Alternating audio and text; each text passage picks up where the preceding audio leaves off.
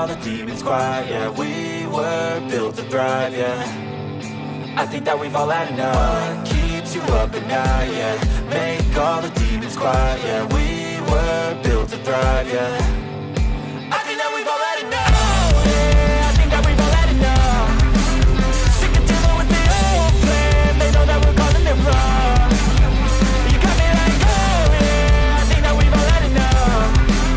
Sick of dealing with the old plan. They know that we're calling it wrong. Hey, it's too late to try to go contain it. A generation fueled by creation. We live lives on a small screen nation. We control the airwaves, no negotiation. I refuse to think we need saving. Something good will come from creation. And when we think that the world is too anxious, we'll adapt, evolve, survive, and save it. What keeps you up at night, yeah. Make all the demons quiet, yeah. We were built to thrive, yeah. I think that we've all had enough. What keeps you up at night, yeah. Make all the demons quiet, yeah. We were built to thrive, yeah.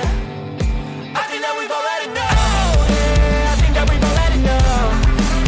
Sick of dealing with the old plan. They know that we're calling it wrong. You got me like, oh, yeah, I think that we've all had enough.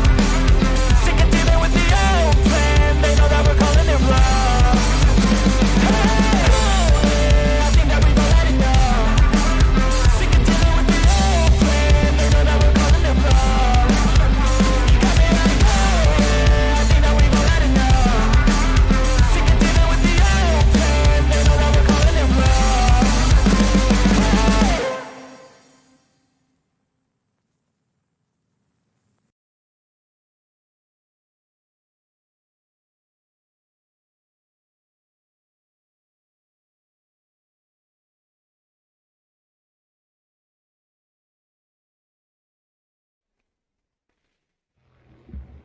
Hello everybody, and welcome to round 3 of the Twisted Imagination Tour.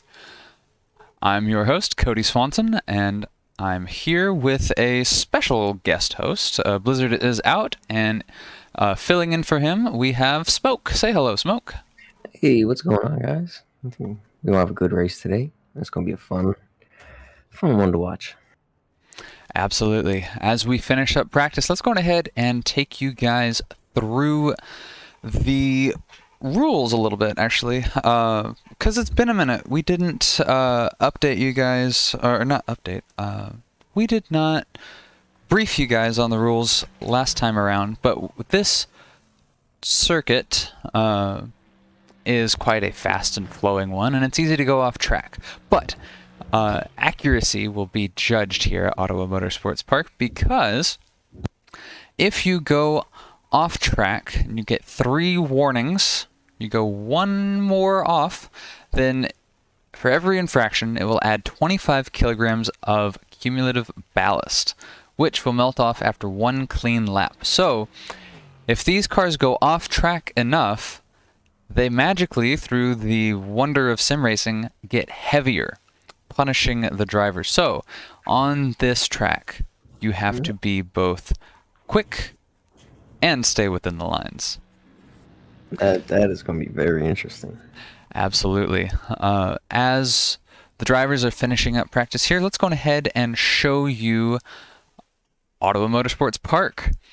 So as you can see, this is quite an interesting circuit. This is the longest circuit so far of the Twisted Imagination Tour, at almost 7,000 meters long.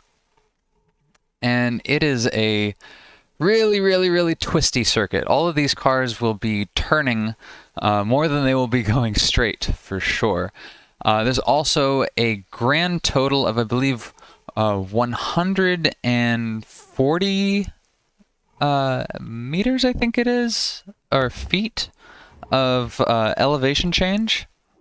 140 feet of elevation change, not quite 140 meters, but yeah, 140 feet of elevation change. This track is very much like a roller coaster.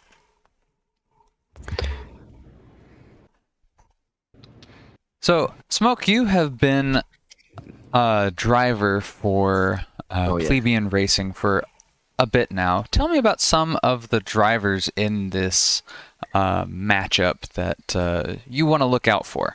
Oh yeah, well, I've done this. I've been doing a few of the races and seasons we've done, and there's a good few to look out for in the top. There's a pretty good few quick ones, especially we're talking about Luke, Penguin, and definitely James Leader, the top three out front right now. Those three, whenever we've been driving in the seasons, they've always been really, really fast. Definitely, and Peter too. There's been a few times where he's been a lot faster than everybody else. So I'm definitely gonna be looking out at those four, and Dave too, because he'll pick up speed out of nowhere. Once he figures out the track, it's just gonna be over from there. So far, Jeremy Mercer is leading the points standings for the driver championship with 112 points after round 2. His teammate, Peter O'Brien, is shortly behind him at 103 points. And there's James Leader, who we are taking a look at as he finishes his in-lap of practice, who is 1 point behind Peter O'Brien, sitting in third. Ooh, this race is going to be decided in third place for the beginning of the season. Absolutely. You can see as he goes through that very, very banked corner, there's a lot of, I was mentioning a roller coaster. There's a lot of roller coaster-like elements in this track. It goes up, it goes down. It's almost always turning or curving in one form or the other. Look at that, they rush up here. The angle on this, if you were standing up on that, you would be like walking uphill very, very sharply. And just walking up some of these, you would feel like you're stepping on some stairs with how steep some of these hills are. Driving through it is definitely going to be a challenge, and for how long they're going to be going through it too. Indeed. The Twisted Imagination Tour, this is all fictional circuits. And I think there's quite a bit of fiction here, because this is not Ottawa, Canada, but Ottawa, Kansas, that this track fictionally takes place in. And I don't remember Kansas having this many hills, to be honest with you. But it makes for some really, really exciting and interesting racing. Oh yeah, it definitely does. Whenever a track has a lot of elevation, there's always a lot of good racing in it. And everybody's thrown off at any time. Indeed. In the driver's chat before the race, grip was one of the words that kept coming up. Not having enough of it being one of the major problems. Smoke, tell me a little bit about your insights listening to the drivers earlier. Well, from what I heard, the track is pretty fun and flowy, but the elevation changes are definitely, in some spots, a challenge at least. And from what I heard, the tire selection is a toss-up for some people. They can't decide whether they want to run softs or mediums for the depending on how long their tires are running. So definitely one of the challenges of this race is going to be tire wear.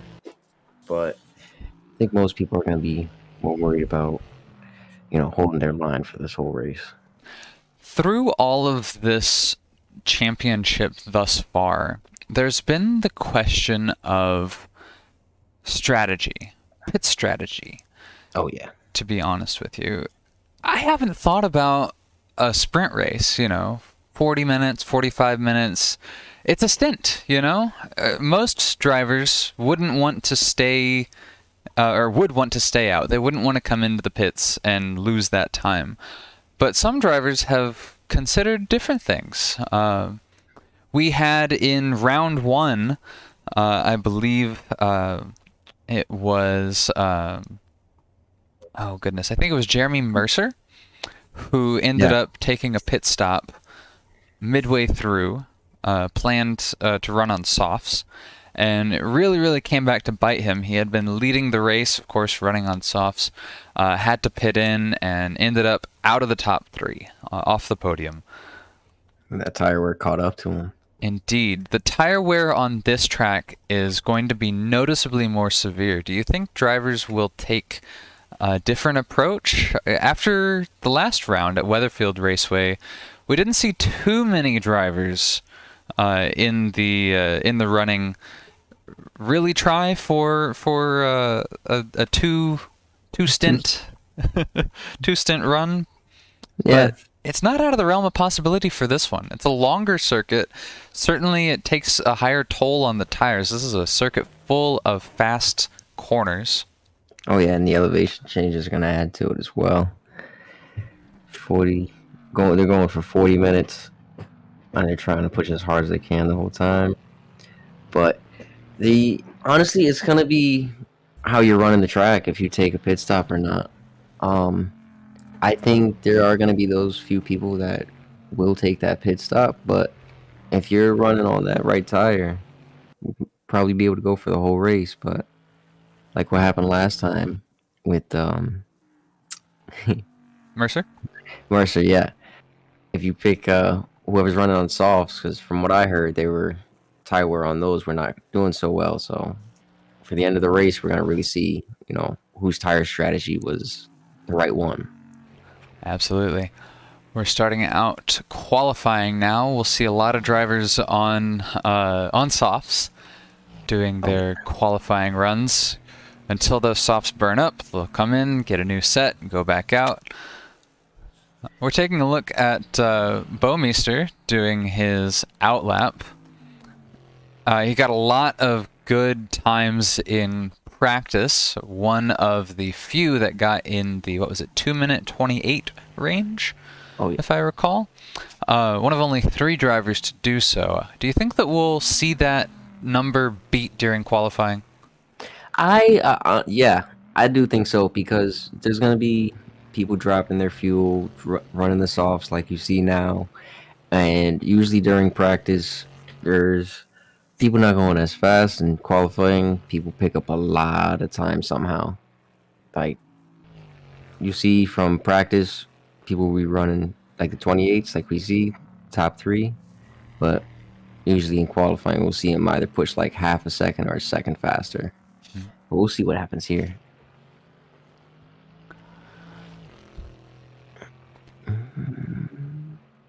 Let's take a look at Jeremy Mercer performing his outlap shortly behind Bouwmeester.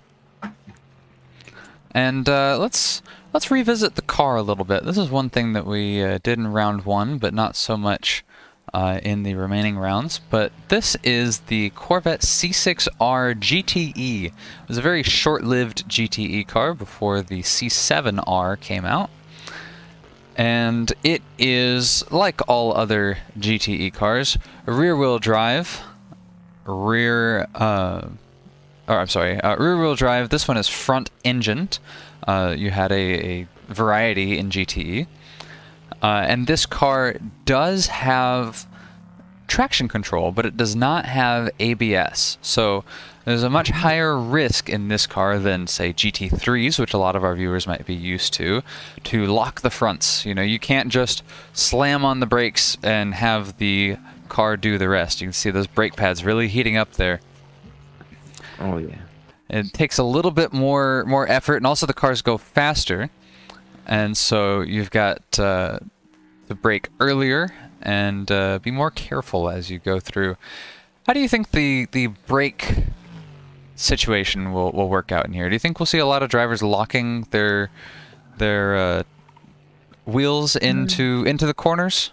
I mean, from what it looks like, it's a really high-speed track, and it's not a lot of heavy braking. So if you're running the right line, I don't feel like you're going to get a whole lot of brake fade on this track, but they are going for a good while, so they got to manage their brakes. But 4 minutes into qualifying, we have a few decent laps, primarily Bouwmeester, 2-minute 29. We know he has the ability to shave off more from that. Mercer will be coming around a lap shortly after Bouwmeester, and he's looking on pace for a strong showing. Let's take a look on board. Look at how deep these cars dive into these corners.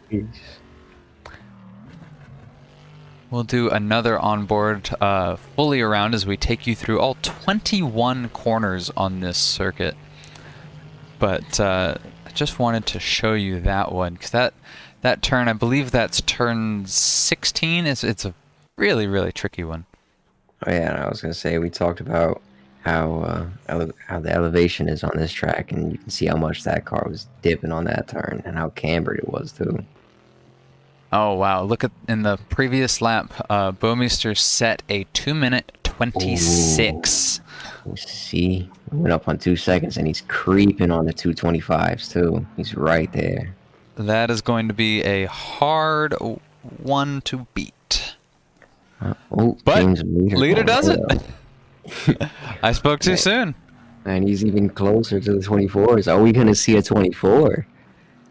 We're within range of a 2-minute and 24-second run. We are, and we still got 10 minutes left. Absolutely. Still have yet to see Penguin set a time. Yeah, Penguin, a very, very quick driver in the running for the race. He missed the first round, but he had a strong showing on the second round, placing 3rd place. And if he wants to, be in the championship, he's got to have a really, really strong showing here, because the consistency shown from Jeremy Mercer, Peter O'Brien, James Leader has put them pretty far ahead. They're the only ones with over 100 points so far. You're number 1, 2, and 3 in the driver's standings. The team standings are kind of boring to a degree, because number 1 and number 2 and number 5 in the driver's standings are all together on the same team, and so Vroom Car Drive has 299 points going into this race, and Blue Gang, with the driver James Leader, Luke Bouwmeester, have half that. So Leader and Bouwmeester, they are very good drivers. I think that they'll be able to pull off a strong showing today if they are clean, calm, and consistent. But Vroom Car Drive, just by having that 3rd driver, I think that the team standings is almost spoken for already. Oh yeah. I'm gonna pull up the let's see. Depending on who some of these teams. Oh yeah. Some of these teams are just gonna run away with some of these points. Vroom Car Drive especially. You got some fast guys paired up.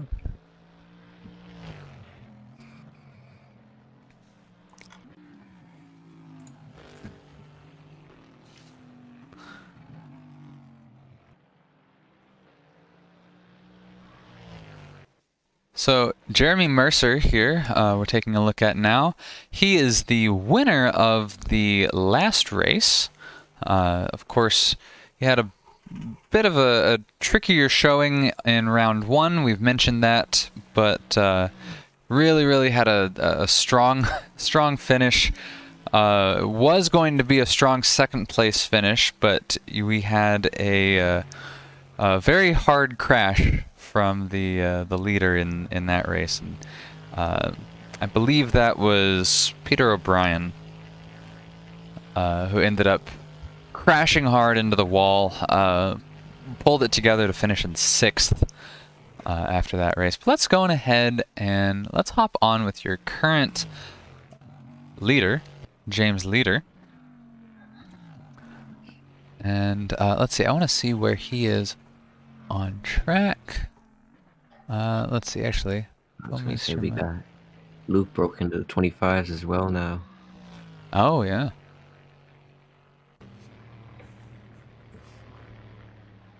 And James. Oh, we gotta teleport back to... Oh, no, here we go. Peter O'Brien. Let's go on board with Peter O'Brien. So, here we are. This is turn 2. Flying around that corner. Absolutely. And then going into turn 3, the first of 3 hairpins on this circuit. And you come out. Turn 4 is barely a turn. Have this straight here, and then a Very, very, very winding turn. Oh, we have a car off there in qualifying. Very, very winding straight here. It is a series of corners, but it really feels like a straight. And then we come to the 180-degree bend. It's not the only 180-degree bend here. There's several. And then one of the faster turns on the circuit. This is a tricky one because it slows down. But then you can duck in here. You really, really can see how the suspension oscillates as the car goes up and down the rise and fall of this track. Oh yeah, and you can see how bumpy some parts of this track are too. Indeed, look at this massive banked corner here, carrying a lot of speed through there. 200 kilometers an hour out of that corner. Just flying through. Dropping just a little bit to make it through this right-hander. Indeed, this is the corner that just turns forever, 75 degrees around, and then the second hairpin Dropping to it. downhill a little bit. Yeah, it feels like you're dropping into a half pipe almost. Oh yeah. This corner is slightly off camber. There's several off camber corners on this circuit where your car really, really struggles for grip, especially in these conditions. It's a little bit wet on the circuit. And so the cars have a little bit less grip than they would normally. It's going to make this very interesting. I think rain makes high-speed tracks really interesting because you got to be a little bit more careful. Final corner onto the main stretch. You're going so much faster. It'll be so much easier. And wow, there we go. 4. You just sat on board with a 2 minute and 24. We finally got down past 225 into the 224 range. Peter O'Brien shows us how it is done. That was a quick lap. Absolutely. James Leader coming in now. Does not best his previous time.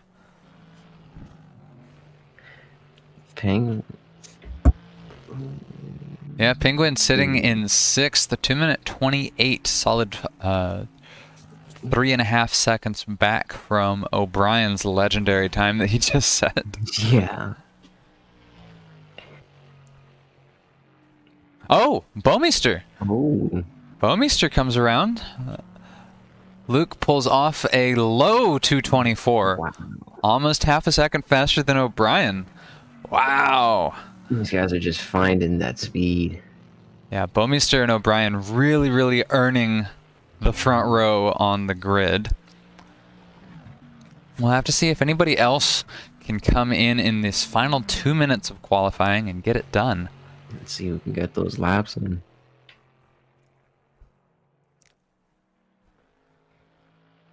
O'Brien sitting in the pits. He may be changing something around with the setup, trying to see if he can get out and get one more lap in where, you know, he can squeak just a little bit more time out to get pole, but he might also just be taking a bathroom break, getting a snack before this 45-minute race begins.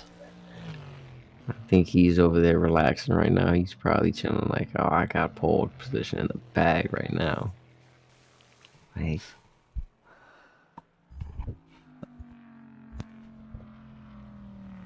here's Baumeister slowing it down. I think his lap is probably done. And he'll probably teleport back to pits, yes. So, leader of the top 3 in qualifying so far. He's going to try to best that 2 minute 25.2. He set that a little bit ago now, and this might be his final lap. He's got two more corners to go. I count this as one big long corner here, and then there's one more after this little straight, and then it's on to the home stretch. Will he get an extra lap in? 30 seconds left. It looks like he will. So James Leader will get one more lap after this, but he sets a 2 minute 25.151. It is better than his previous best, 2 minute 25.2. but I don't think it's quite the 2-minute 24 time that he was hoping to get up into the ranks of O'Brien and Bouwmeester. I'm sure he'll be happy with third, though.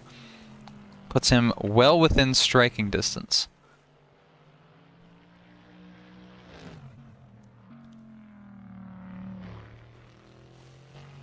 James Leader sitting third in qualifying, also third in the points.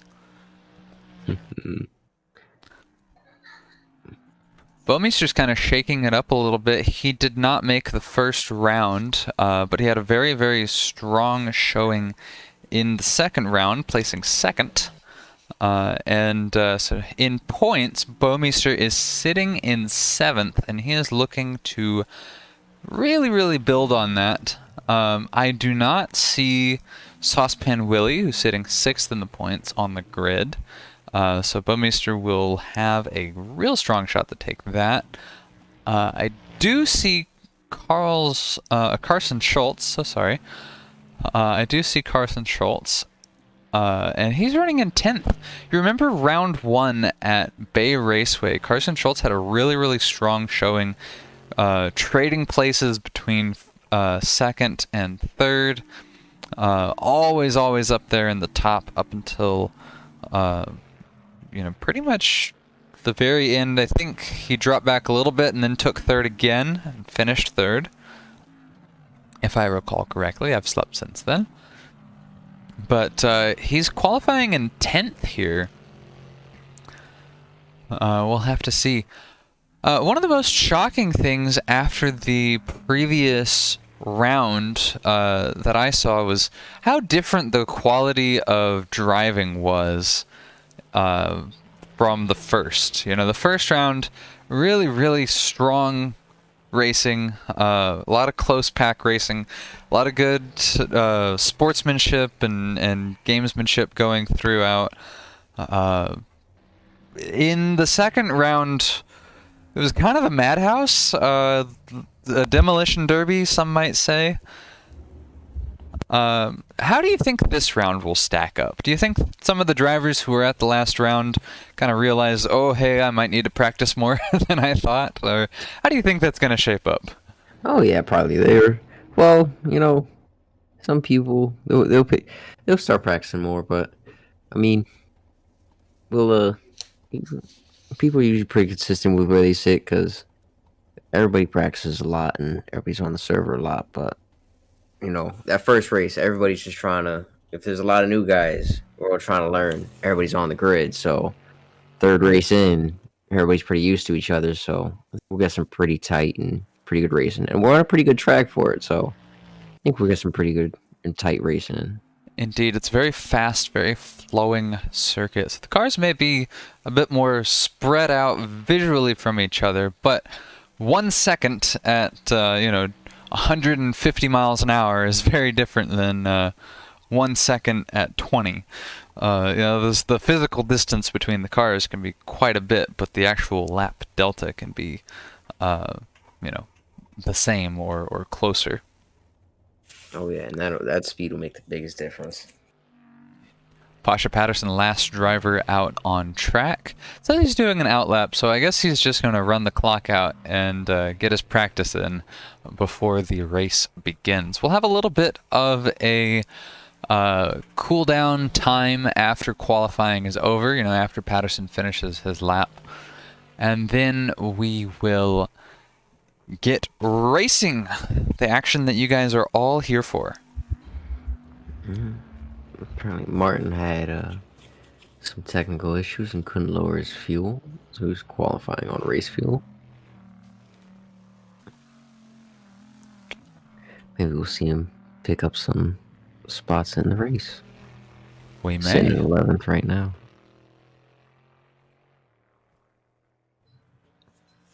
In my live timing, my account of all of the crashes throughout qualifying, all the collisions of various sorts just loaded, and so I just saw a big old thing of yellow come up on my other monitor. Oh my god. A lot of Bob Donut, James Leader, Jordan White, Bob Donut, These drivers are going to have to be very, very careful because, as we mentioned at the top of the show, for every off-track, after you get your third warning, it's 25 kilograms of ballast added until you have one clean lap without any off-tracks. But the same also goes for collisions with another car, and that's even more strict. You get one collision with another car, and then after that, every collision will result in 25 kilograms of ballast.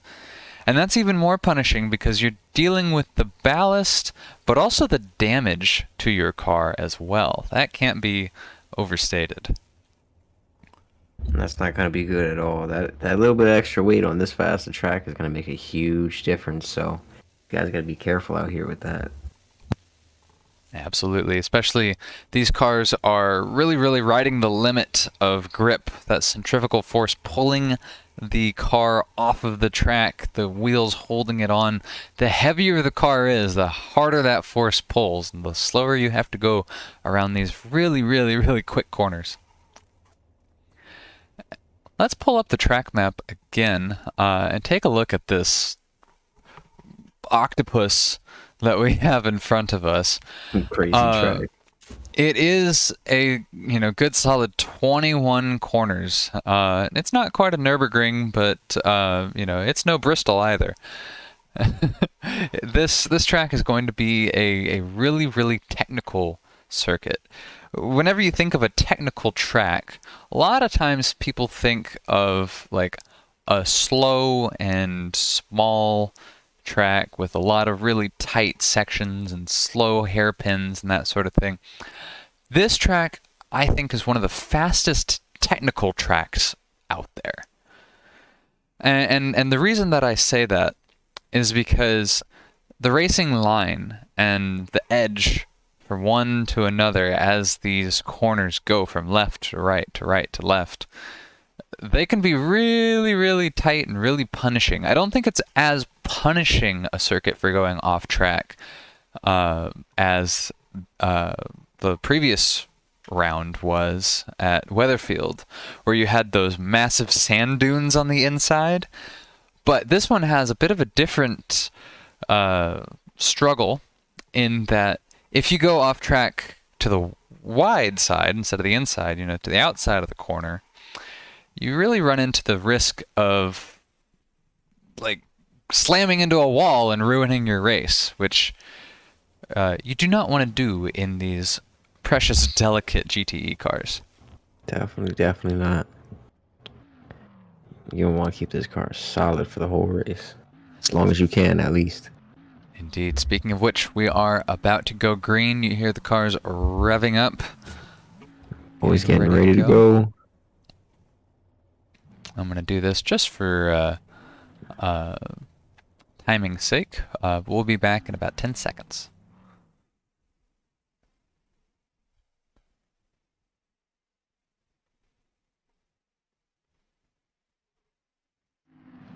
All right, here we are, ready to go green. Let's see if we get a clean start here. And we're off, round 3 of the Twisted Imagination Tour. Bouwmeester leads. He has the inside line going into turn 1. But it looks like O'Brien gets a really, really good line, gets alongside him. Everybody looking clean right now. Everybody looking nice and tight. Oh, Bouwmeester and O'Brien traded places just briefly, but Bouwmeester still maintains the lead. It is a sea of blue cars out in front.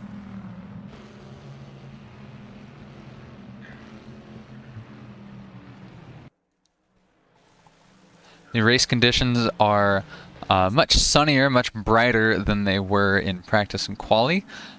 So the weather simulation was light drizzle for practice and quali, and now the rain has stopped, but the track is still a little bit wet.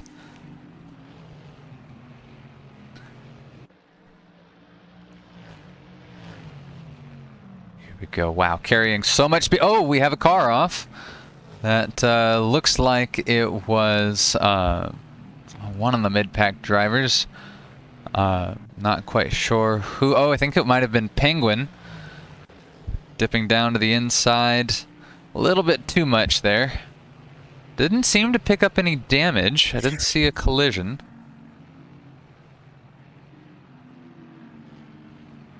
And the car looks clean, so it looks like he got away with it. Got a good amount of switching around, going around on the grid.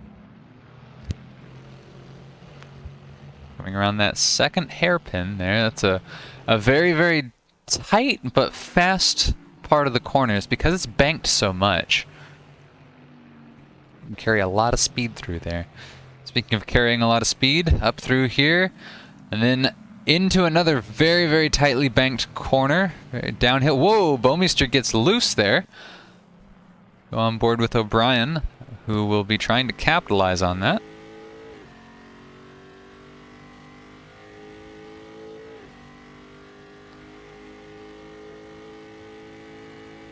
Here we are completing our first full lap at Ottawa Grand Prix Circuit at Ottawa Motorsports Park.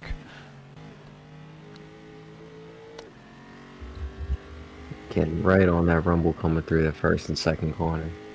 Absolutely, that's how you have to be fast on this circuit, and a lot of other circuits too, is use all the space. See, he loses it there, he kind of ran wide, and Bomeister gets a bit more distance on O'Brien. Got a little better exit there, but we'll see if he picks that gap back up.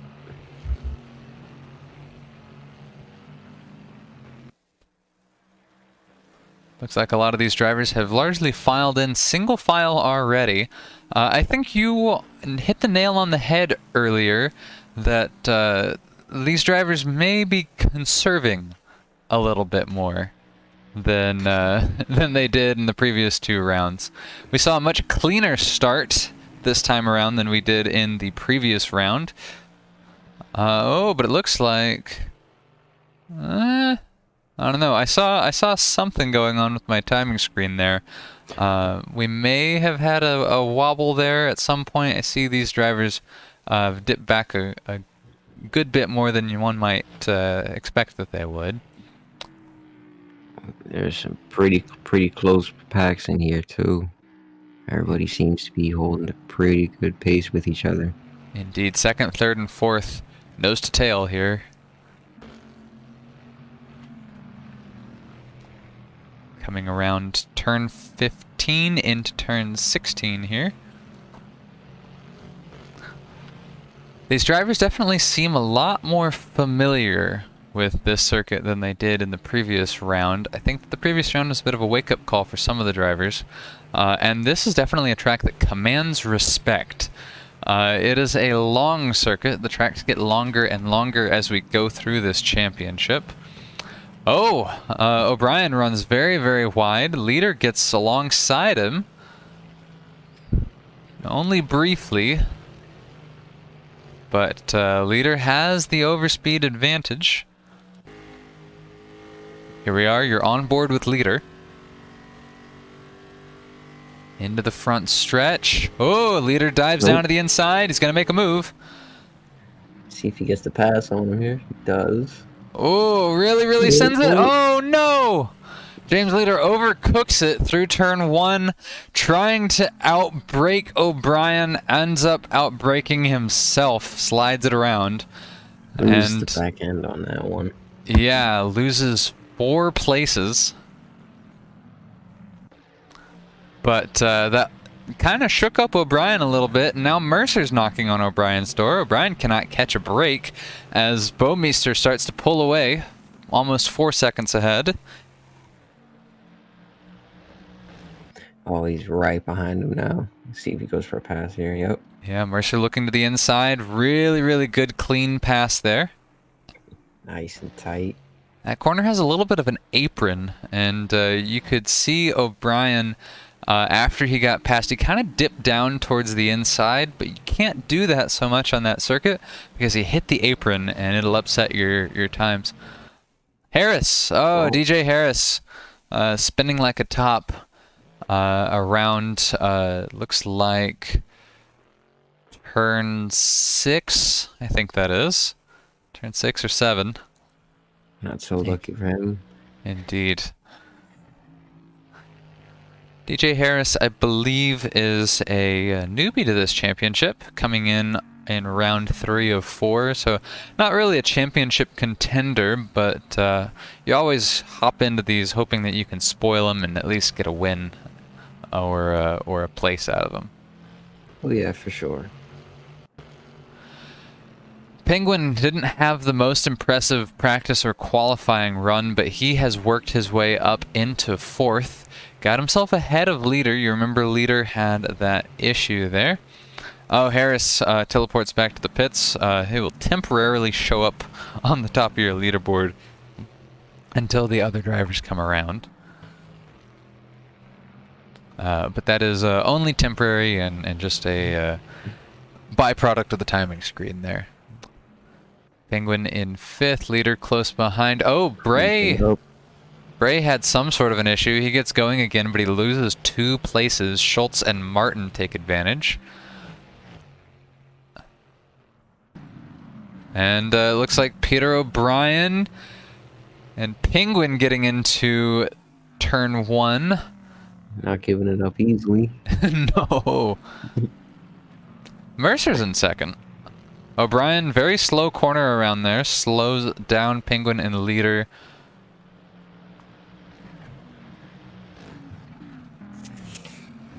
And slowly creeping up to Mercer.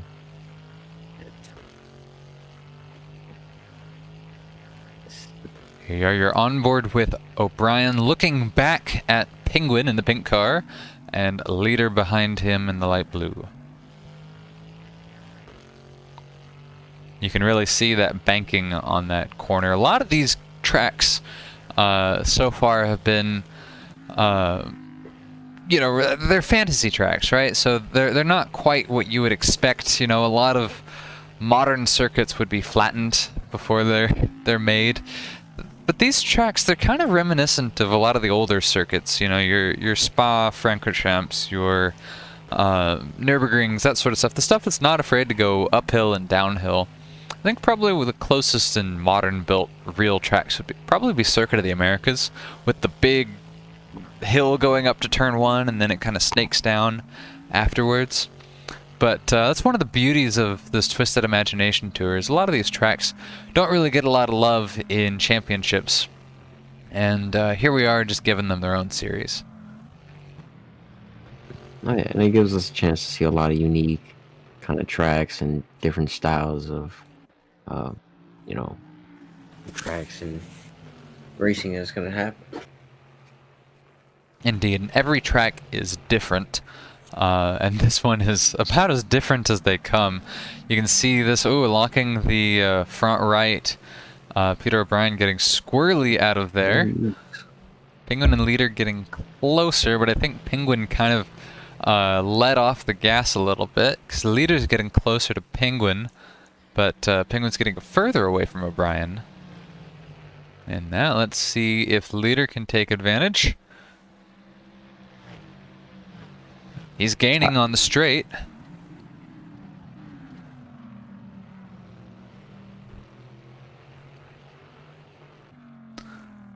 Getting ever closer there. Martin gets the pass on Schultz. Oh, wait. What was that time? Oh no.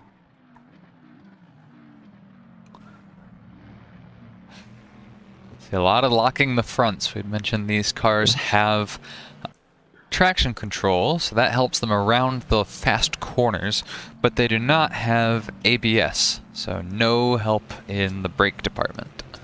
Oh no. Gotta be real careful on the brakes. You can see his Carson locked up there on that turn. Indeed. Be real careful with your brakes. Take a look. Here's Leader looking at Penguin. Getting closer. I think he's waiting to make a move. Remember, there's 30 minutes left of this race, and you know, you don't have to make a move immediately, but you know, you can't wait forever, because it's not an enduro, it is a sprint. Oh, for sure. You definitely gotta pick your time correctly here, but can't go for it too early because you never know. Might come back in the end.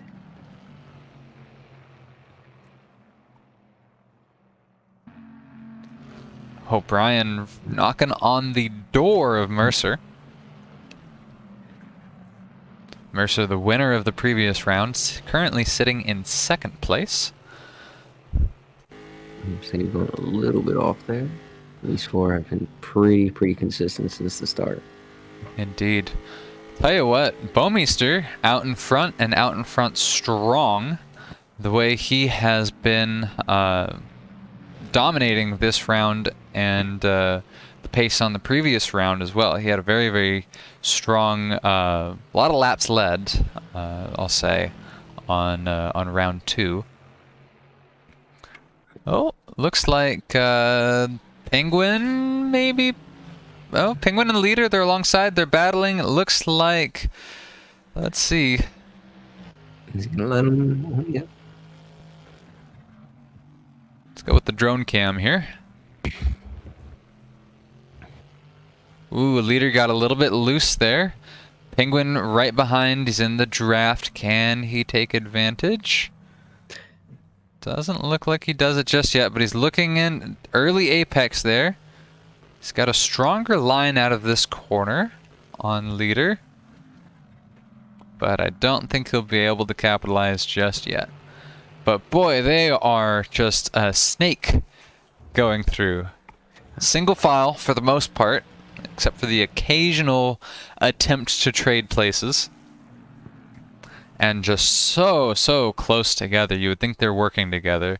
Some of those drivers, O'Brien and Mercer, might be working together. They're on the same team. Oh yeah, we could be communicating over there. Indeed. Hey, hold them up.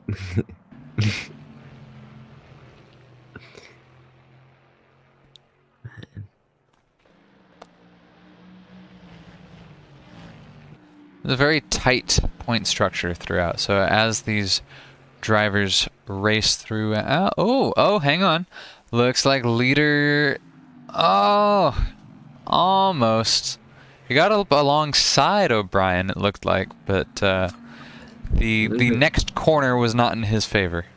He was going for it there, but it didn't work out. Back on the tail though. Quite the photo opportunity through that hairpin. Oh yeah, whoever does media on this track is gonna have fun with this. Man, it is a 4-way fight for second. Bowmeister has left the rest of them in the dust. 7 seconds, 8 seconds ahead. Whoa! Mercer goes off. Oh man. Yeah. Looks like he locked the fronts into the corner. I think about mid-corner, and just slid off the outside of the circuit there. Although, the gang is not split up. He picks it right back up, and I'm sure he will be right back on Penguin's tail in no time. Oh yeah, well, we're gonna have to see how he starts dealing with that damage on his right side because he bounced off that wall. So we'll see how much it affects him. A bit of a scrape there on the back, the side, and the front. So he picked up damage all throughout. Bit of probably a front hit there, and then a second bounce there on the rear right fender. Yeah. Patterson and Bob Donut are doing a drag race. Down that first straight. This is down the order. This is for 11th position. But they've worked themselves into a very close fight. Both locking the fronts. It is a fight for 11th, but still quite entertaining. Oh yeah. Any fight's a good fight. Oh, speaking of fights, looks like Bob Donut is a hard hit. Roll here. Yeah. Oh man. That was a wild ride for him. Yeah, Bob What Donut the- gets it going again. Oh, and that Oh. broken windshield. That was a heavy, heavy hit there. Oh, and his wing is broken too. Slanted. Oh, man. I think that's probably going to be the end of any competitive racing that Bob Donut could hope for. I'm sure there's suspension damage and all sorts of other issues with that. Control arms. Oh, man. Chamberlain's gonna try to get around, say, "Hey, I don't want to be so far back." And Bob Donut's gonna hang on for as long as he can, but I think it'll only be a matter of time. But we will keep an eye on him. Let's take a look back with the Soul Train here.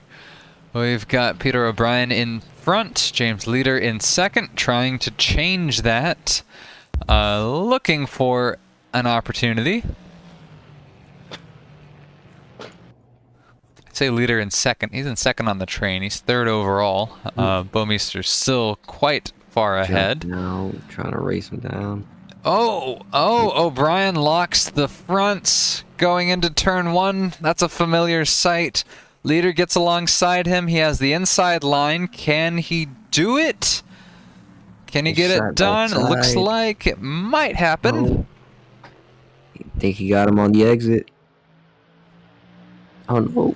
Still side by side. Here's Leader. Oh, O'Brien got out front.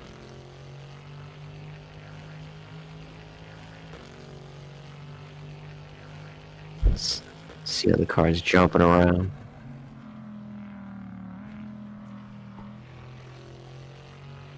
Dipping down to the inside all he can there. He wants that spot back. James going for a hard push. Ooh, Right. that might have been the Getting mistake tied. yeah, I think that might be the mistake that O'Brien needs. This is a very, very long left-hander, though, so the one with the inside line will do great. We got Penguin creeping up in the back too. He's getting closer on him. Yeah, it's a much greater four-way fight. Leader is in front of O'Brien now. Now Penguin's getting side and side with O'Brien. Back You're up a on little board with Jeremy Mercer's helmet cam. You can really, really see wow. it is crowded in here. Oh! Two drivers spin. That's O'Brien and Penguin both. Oh, man. Simultaneous. I don't think they got together, but they both spun at the same time. There might have been a touch there. I didn't see it. Might have been contact. But wow, Penguin and O'Brien both spin. Mercer is able to take advantage, and Leader's out in front. All of that battling means that Bouwmeester is a solid 11 seconds ahead. He has been slowly just building that gap up. He's been cruising. Oh, I would describe him as anything but slow right now. The Aussies got it covered.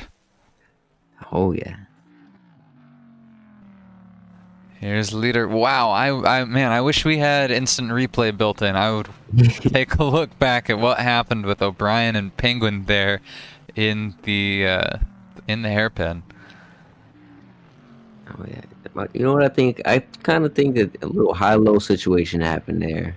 Kind of got a little bit close on the front and back end. They clipped each other.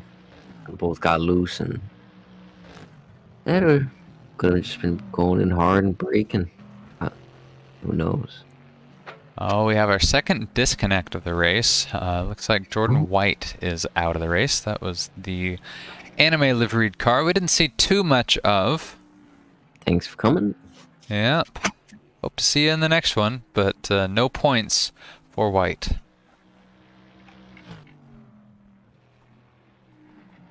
Oh, Jordan White's back in. Oh, he may have had a disconnect, but he's back in the circuit. Huh. Maybe having connection issues. Maybe.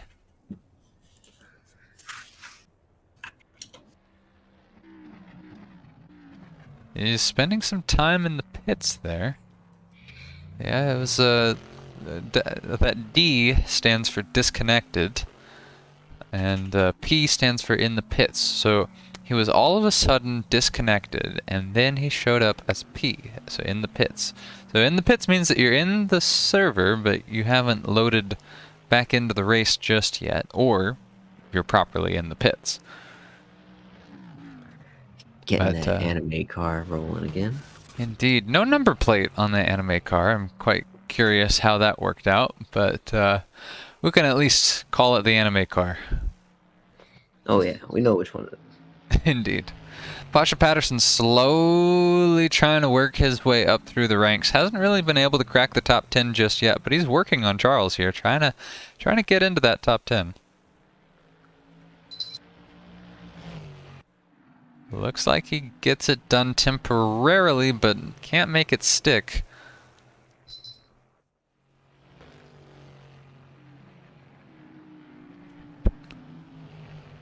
We've seen some really different lines from everybody throughout some of these corners. Some people are taking some really, really outside. Some are going really inside and taking it on the rumbles.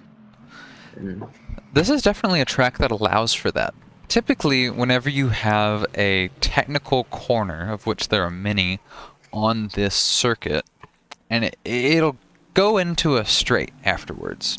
And so the speed that you carry is the most important thing. You got to carry a lot of speed through the corner. But for this circuit, most of the corners just lead into other corners. You see a corner into a corner. Charles goes a little bit wide, which then becomes the inside there, but still holds off Patterson.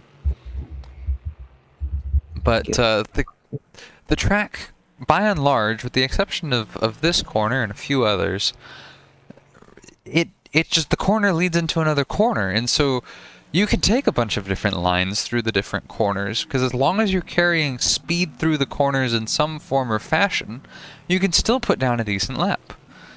So it's technical in that there's some very, very tricky lines to get things really, really right. But if you're not driving it at the very ragged edge of pure performance, like Bomeister is, there's a lot of freedom when you think about it. There really is a lot of freedom. It really is. You can see how everybody's different line really lets them take the track, and see how everybody just attacks it differently.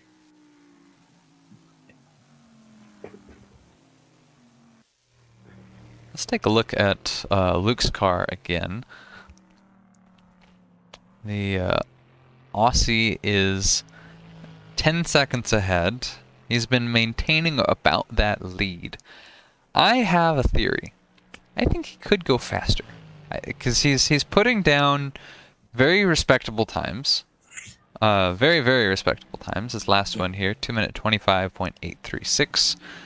He did faster in qualifying. Of course, that was on softs. He's on mediums now. But we saw his fastest lap this time around. So I think he's just now putting the pressure on now that he's in the 10-second range.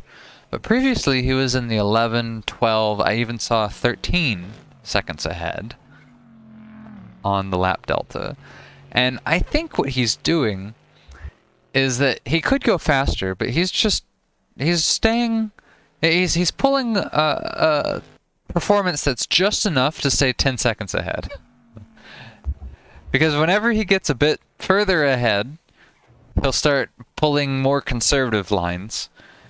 And then whenever he starts going back towards that 10-second mark, he'll start putting the pedal down, I think he's playing a game with himself, seeing how consistent he can keep that gap. Yeah, absolutely. Because it really is a lesson in consistency. But the variation is down to how far back the guy behind is. I don't know. It might just be looking into the statistics and reading too much into it, but I choose to believe. Hey man, he could be seeing if they're gonna catch up or if they're just hanging back. Speaking of hanging back, leader is now 9 seconds ahead of Mercer, which is insane because remember, before O'Brien and Penguin had their spin, right in this corner, Leader and Mercer and O'Brien and Penguin were all really, really close to each other, all within a quarter second. And now, Leader and Mercer are 10 seconds behind, and Baumeister and Leader are 8 seconds behind. Now 9 seconds, now 10 seconds. See what I mean? Hey, that's endurance racing. We're seeing who's really can keep running that same line the whole race and who's kind of getting fatigued and, kind of falling off their line a little bit. That's the thing. This isn't an endurance race. This is a sprint. Right. It's one... like, it lulls you... Like, they're lulling you into that sense right now because the way that they're driving this track is incredibly different from the way that they drove the previous track, Weatherfield. Because the way that the previous track, Weatherfield, was driven, it was a madhouse. It was an all-out sprint the whole way. The cars were so, off the wall and bumping into each other, banging into each other, slamming into everything. We saw a lot of penalties being handed out, a lot of ballast being added for drivers. And they were just running their ragged tail off the whole time. And you saw that. The attrition rate was insane. I think we lost 5 or 6 drivers over the course of that race. In this one, we've lost 1. Yeah. Oh, yeah. And it's amazing because this is, with it being a 40-minute race, it's a long, flowy track, but man, everybody's staying in it. Everybody's trying to get some kind of points. Absolutely. O'Brien here, our closest car to another car here, trying to reel in Mercer. O'Brien and Penguin spun at the same time. O'Brien's been able to get the time back, mostly. But part of that is due to the fact that Mercer's been losing time on Leader and Baumeister. Part of it's that O'Brien's been gaining time. But either way, O'Brien and Mercer have gotten together, and I think we're about to see this heat up in the final 10 minutes of the race. This is the battle for the podium. So, for the points standings, for reference, third place gets 54 points, fourth place gets 51 points. There are only 3 points of difference that they're fighting over. However, it's a podium versus not a podium. And race car drivers are going to race car driver. So I think O'Brien's going to really, really fight Mercer for this. I think we're going to see some heating up here as O'Brien wants to recapture in the position that he had earlier.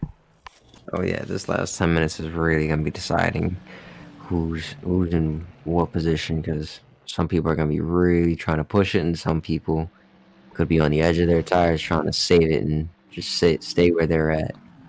Think about O'Brien, too, through the previous 2 races. He has had he has had victory snatched from him, and he's fallen into the arms of defeat so many times now. In round 1, he was consistent, he was clean, he fought well in great battles, he ended up finishing 2nd. Not bad. No. But in the 2nd round, he was leading.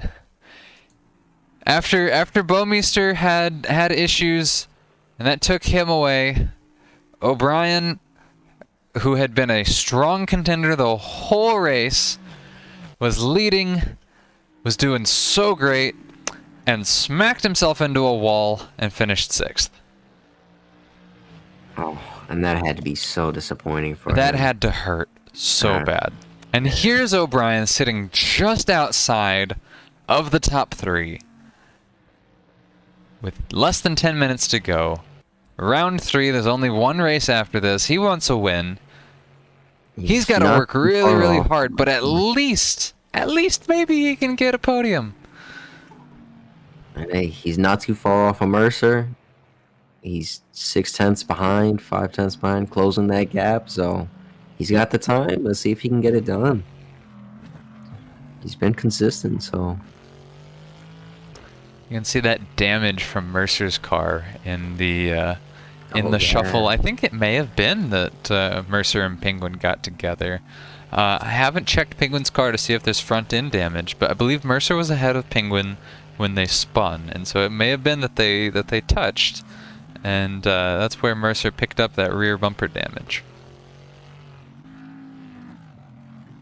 Forgot about that damage. He's got to be trying to really hold that car together. Well, damage can't be too bad, but in Assetto Corsa, it's less punishing. Yeah, you can turn it down. Indeed. But you never know. Some people get more worried with the damage. Yeah, it can be part psychological, because even if it doesn't slow the car down too much, it might change how it feels to drive.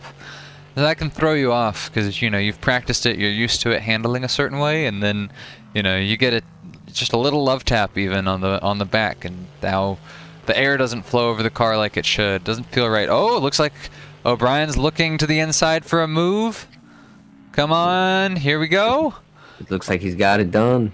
Oh, for now. He can hold it. Can he hold it? There we are. Right on his tail. Bonnet cam for Mercer, dives down to the inside. Backs up a little bit. O'Brien playing defense here. Oh yeah, very well. Mercer would love nothing more than to have used all of the space on that, but you see O'Brien really playing defense here. Wow. He's trying to push him away as best as he can.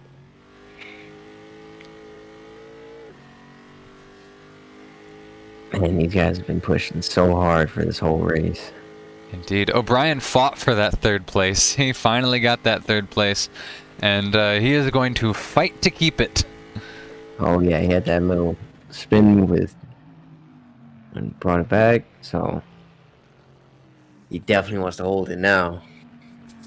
We got let's take a look. 6.5 minutes left, so yeah, let's take a look at the lap times. So Jeremy Mercer's last lap was a 2-minute 26.104. Peter O'Brien's 2-minute 26.167. They are within 100th of each other. Man, they are close. O'Brien has the position right now. Mercer cannot be counted out just yet. Winner of the last race there, Jeremy Mercer. He was the one who was able to capitalize on Peter O'Brien's crash at Weatherfield. And so those two, they've got less on-track battling history for that previous race, but they do have history with the points in the standings. Speaking of which, Jeremy Mercer, and we mentioned leader in the standings. Peter O'Brien, second place in the standings. Both teammates. They don't want to take each other out. But O'Brien wants to get ahead. And stay ahead. Oh yeah, he does for sure.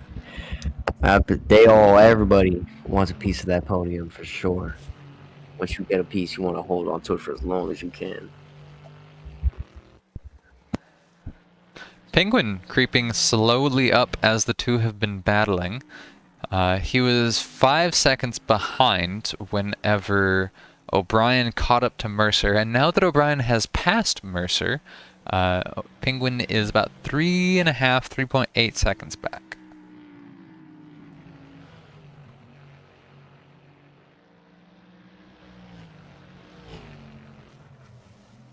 It looks like, though, O'Brien is starting to widen the gap between himself and Mercer. Now, Mercer pulled off a 4th place finish in round 1. If he were to cross the line in exactly the same position that he is now, that would also be 4th place. So it would be 4th, 1st, and 4th for Mercer.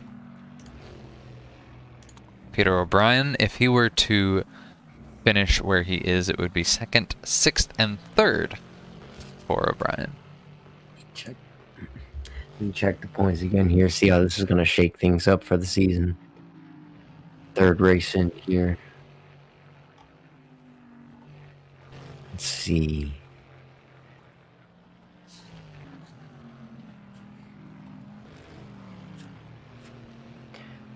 O'Brien's definitely going to be a lot closer to Mercer after this race. Speaking of getting closer, Mercer just got a bit closer to O'Brien with one very, very good braking zone. Shaved off about half a second. And he's got the overspeed on the straight. Looks like something might happen here. We'll have to see. To use that draft. I don't know how much of a draft these cars provide, but O'Brien getting a bit loose there. Good catch. Mercer trying around the outside. That doesn't usually work very well around that corner, but it will allow him to stay glued to the back bumper of O'Brien on the straight, which can be helpful. I call this a straight because you're in the accelerator the whole time, but you're not fully in the accelerator. It's a very twisty straight if it's a straight. It doesn't look like a straight, but it kind of feels like a straight when you're driving it because you're coming from a very tight technical hairpin, one of the tightest ones on the circuit, and then it's a bunch of, flowy corners. Oh yeah, the way you come into that definitely feels like a straight. And final 2 minutes of the race here. Bouwmeester putting on an absolute masterclass out in front. It's a track day for him. Look at that. He did a 2-minute 24.576. Only a quarter second off of his qualifying time. James Leader running in 2nd place, about 6 seconds behind Bouwmeester. He's caught up to him a good bit, to his credit. I don't think he'll be able to make it, barring some incident. I don't think he'll be able to make it up to Bouwmeester. And then, of course, we have O'Brien in 3rd, but Mercer is really, really trying to change that. He's knocking on his doorstep saying, "Hey, yoo-hoo, I'm here. Remember me?" oh yeah, he's like, "Hey, we're still battling here. Maybe." Oh, look at that. It seems to be making his move. Dips down to the inside. O'Brien holds him off for now, but Mercer gets even closer. Let's take a look at Mercer's onboard. Let's see if O'Brien can hold him off here for these final. Oh, see. This will be the last lap here. Now or never. Oh yeah. This is where you put everything, all your chips, on black. Mercer, after the spin from O'Brien and Penguin, Mercer had 3rd and had it comfortably for a little bit, but O'Brien fought his way back up, worked his way there, and was able to pass Mercer for 3rd. And that's gotta hurt, You go, oh, the two of them, they took each other out. Now I don't have to worry about it. I can breathe a little bit, and then there's O'Brien keeping Mercer honest. Looks O'Brien like picked up a little bit of a gap here. Oh yeah, Mercer can bring that back. Might be that the pressure's getting to Mercer a little bit. Penguin's getting as close as he's been, 2.5 seconds back. We can see him now. It's the final lap. If these two in front of him can really, really duke it out, slow each other down, maybe there's a shot, but I think Penguin's going to have to be ready to take home 5th. Here we are. You're in about Sector 2 on this circuit, about the middle of the track. Coming around, this is a very, very big, long turn, 75-degree turn here, into a 180-degree hairpin.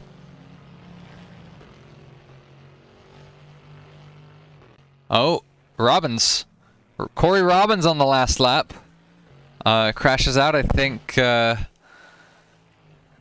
don't know if he lost a position there, if he was ahead of Martin. I couldn't quite see, but yeah, Corey Robbins not having the best last lap that he could. But let's get back to the battle here. Mercer 1 second behind. Oh, Bowmeister. Oh my goodness. Lost it on the last lap. No. Oh, Peter O'Brien with the in the final moment heartbreak again. Heartbreak again. For 5th. Oh, and what is that? Second to last turn. Third to last turn. Yeah, third to last. Oh no, he's so mad. Oh man. He's gotta be so frustrated right now. He was doing so good. He came back, picked up to third, and was holding off. Yeah, he had kept it. He was looking like he was going to keep it to the very end, but man, that's why racing is a tricky thing. It's a hard thing to do. But your final finishing order, Luke Bowmeister takes the win. Really easy win for Bowmeister. A lot of practice clearly went into that. A lot of pace. Really showed off a masterclass in masterful clean driving there. James Leader, good, strong, solid second place as well. Did a good job. Looks like he's taking a bit of a victory park. There we go. Jeremy Mercer as well. You see the drivers doing some celebratory donuts here. Mercer celebrating his third place, pulled off by the skin of his teeth at the expense of O'Brien. Wow. O'Brien, well, we'll get to him in a moment. Penguin, fourth place, takes advantage of the O'Brien incident, and O'Brien rounds out your top 5. Heartbreak is the name of the day for Peter O'Brien. Wow. Second place, he had a really close run at Bay Raceway Park. At Weatherfield, he goes in and takes 6th place after a crash. And then this one, 5th place after a crash. Well, that's our race. Let's talk to some people. Good one. Oh yeah, let's get some interviews going. See how some people feel about that one. Well, let's talk to our winner, Bowmeister. If we can, if he's still on. Yes, there we go. There's Luke. Let's see if we can get him in here. Move. There we go. Hi, Luke. Welcome to the Commentator's booth. Hello. How's it going? Congratulations on the win. Thank you very much. A little bit better than last week. Yes, yeah. You led a lot of laps last week, but unfortunately it didn't pay off. This time around, you led a lot of laps, and it did pay off. How does that feel? Yeah, pretty good. I've been away from sim racing for a little bit, so I was a bit rusty coming back last week, and this is not a good series to come back into because it's all fantasy tracks that no one's ever driven any before. Indeed. Well, clearly you're a fast learner. Congratulations on the win. What do you think was the most challenging aspect of this track and this race? Probably the tire wear and just not making a catastrophic mistake, because it was like very tricky. The lines on this track, it's very flowing, and yeah, just a lot of high downforce corners. So get on the throttle a little bit too early and you drift out to the fence pretty easily. Absolutely. Well, hey, thank you very much. Congratulations on the win. That was a great race. No worries, thank you. Let's see. And then let's see. I want to bring on still here. O'Brien if we can. Could you bring in Peter O'Brien Oh, Brian. if he's on still? I don't. I think he may have rage quit. Ah, well, it's understandable. Let's talk to second place, James Leader. Oh yeah, let's pull him in here. Hi, James. Congratulations. You are in the commentator's booth. How does second place feel? Hey, thanks, guys. Yeah, that was a really fun race. Definitely the first half of it was caught up in battles, and once I got out, Luke had such a lead that I think it was going to be impossible for me to catch. But I did my best. I closed up the gap and had a good time. It was fun. Absolutely. You found a second wind there towards the end. Luke had really strong lap times. He got out. He was in clean air pretty much the whole time. After he got away from the initial start, you had to fight your way through all that traffic at the beginning.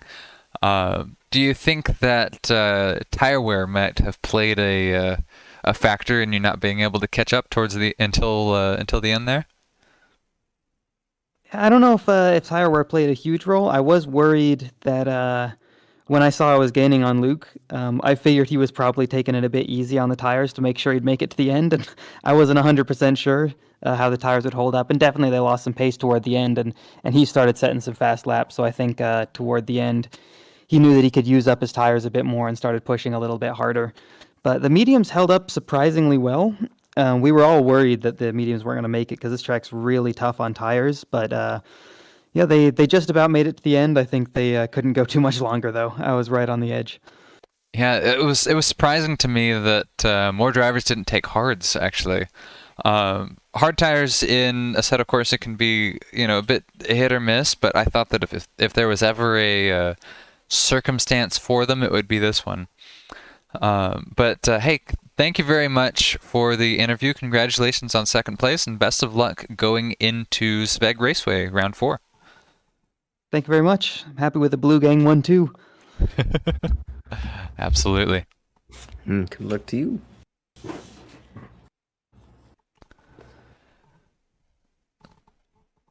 All right. I do want to bring in Dave, actually, to talk a little bit about the championship and how it's going. We are about as close as halfway as you can get. We're now 3/4 of the way through, but it's either the last round or this round that you call halfway. So Oh I yeah. want to bring in Pull him in.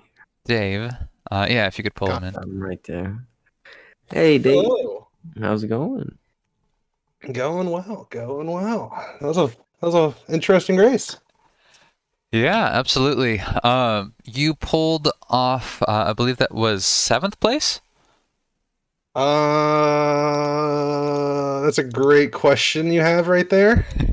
I'm looking at the timing screen. I think it was 7th. P7. Yeah, go. so congratulations. Not last is always fun, and it looked like the battle largely was a little bit ahead of you. But tell me a bit how the action was. We didn't actually see too much of you on the broadcast. The start of the race was a lot of fun. There was a little pack with me, Jeff, Jeffrey Bray, Corey Robbins, Carson Schultz, and there was someone else hanging on to the coattails. I don't remember. And I just kind of slowly moved through the pack. I got to the front of the little pack, and then I had a little bit of contact with Carson. Went all the way down to P11, and then had to start my resurgence back up again through the field. But no, I think I started P11, got up to P6, got taken out back into P11, and went back. I went to P7. So you got a pretty interesting race there. it was fun. I enjoyed moving through the field. The last half was kind of just me. I'd put in a 28, Corey would put in a 29, I'd put in a 28, he'd put in a 28, and then at the end of the race, I think I burned through my tires trying to catch him because he had put in a 27 and I'd put in a 28. So suddenly that pace differential started flipping around. So I think I pushed my tires a little too hard trying to get him, but in the end, he spun anyway, trying to catch Jeff. So P7, baby. Congratulations on that. Let's reflect a little bit on the Twisted Imagination Tour as a whole, now that we are halfway to 3/4 of the way through it. Tell me a little bit, as the event organizer, how's it going so far? How have you felt about it? I've been really happy with the attendance. The racing has seemed really good. Well, I've been in two of the races. Race 2, which I missed. That one seemed interesting, but both of the ones I was in, I had people to battle for a large part of the race, and I've had a lot of wheel-to-wheel stuff, so I felt like it went good from my side. I can't speak for those boys at the front. They've been at least a second faster than me every race, so I don't know how it's been for them. But just my little group of people that I've been in it's been a lot of fun. Awesome. Well, congratulations on all of that. How do you think you're going to celebrate? Do you think it'll be Little Caesars or Taco Bell? Definitely Taco Bell. Definitely Taco Bell. Little Caesars is I think the worst if you can consider pizza fast food, it is the worst fast food option, hands down. Out of all the cheap options, Taco Bell better. All right. Well, thank you very much. Appreciate it. And we will see you and everyone else at Sveg Raceway for round 4, the final round of the Twisted Imagination Tour. Thank you very much. Thank you. Have a Appreciate good y'all night. broadcasting. Yes, sir. Hello. All right. Well, as I said, it has been fun, but we will bid you farewell for another week. But round 4, same time, same place, except Sveg Raceway. You know where to find us. Absolutely. And have a good one. See ya. Bye.